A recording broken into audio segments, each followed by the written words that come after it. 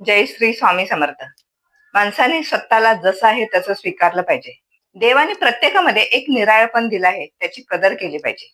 आपण आपली कदर केली तरच दुसरे आपली कदर करतील. आपण आपल्यावर प्रेम केलं तरच दुसरे आपल्यावर प्रेम करतील. आपण आपली इज्जत केली तरच दुसरे आपली इज्जत करतील. आपण स्वतःला कमी समजलं तर दुनिया सुद्धा आपल्याला कमीच समजणार. म्हणून आधी स्वतःवर प्रेम करा, स्वतःची कदर करा, स्वतःला जसं आहे तसं स्वीकारा. देवाने प्रत्येकामध्ये एक निराळेपण दिलं आहे. ते निराळेपण ओळखा, त्याची कदर करा आणि त्याच्यावर काम करा. माणसाला दुसऱ्याचा हेवा करायची खूप सवय असते. तो तसा, ती तशी, ती किती सुंदर आहे, देवानं आपल्याला असं घडवलं आहे. स्वतःला दोष न देता, देवाला दोष न देता स्वतःमधला निराळेपण ओळखा आणि त्याच्यावर काम करा. दोघे मित्र किंवा दोघे मैत्रीण असतील तर तुम्ही तुमच्या मित्र किंवा मैत्रिणीमधला वेगळेपणा ओळखा आणि तुमच्यातला वेगळेपणा ओळखा. तुमच्या लक्षात येईल बघा, तो तुमच्यापेक्षा किती वेगळा आहे आणि तुम्ही त्याच्यापेक्षा किती वेगळा आहे.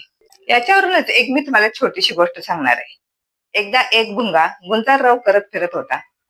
तेव्हा त्याला एक चिमणी बोलते, अरे मूर्खा, तू असा एकसारखा आवाज का काढतोस?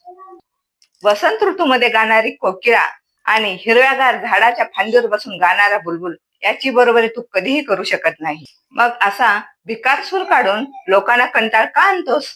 त्यावर भुंगा बोलला, अगं चिमणे, या जगात परमेश्वराने प्रत्येकामध्ये एक निराळेपण दिला आहे. वैचित्र असणे जगाचा नियम आहे. दुसऱ्याचा हेवा न करता प्रत्येकाने आपल्या आपल्या शक्तीचा वापर केला तर त्याच्यामध्ये काय वाईट आहे?